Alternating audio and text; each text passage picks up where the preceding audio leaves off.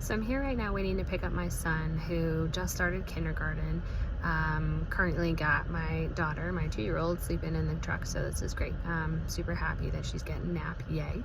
And it's kind of hit me that this group of kindergartners is the first group of pandemic babies to go to school. To go to public school. Obviously they could have been in daycare and preschool and all that stuff, but this is like the first year where these kids were either pretty much 6 months or under, or just born, like right when the pandemic happened and into that first season. So my son was born early April of 2020, right after the world had shut down. Everybody was still isolated and things like that. And I think it's going to be really interesting to see the difference in what they are like versus what kids who had been to school previously, and what parents are like versus what parents who either had an older kid or previously, I'm a first-time mom within the pandemic, and I'm just really curious. I think it'll be a very interesting social experiment.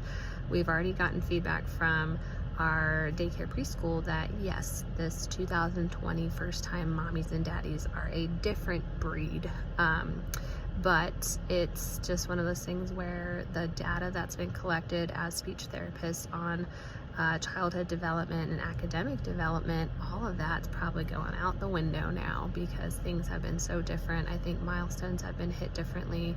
I think how kids learn has been affected.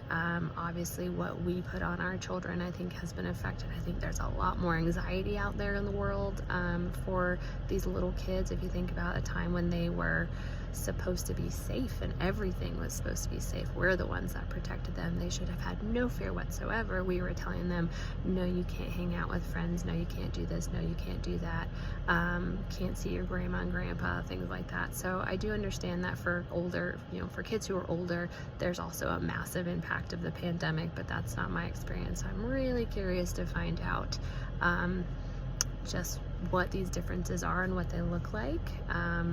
It's not necessarily concussion related, but it's still part of my job, so I figured I'd put it on this channel, and I'll just kind of keep you updated from things that I hear, studies that I hear about, on how these specific 2020 babies are different than anybody who might have come before. So stay tuned for that.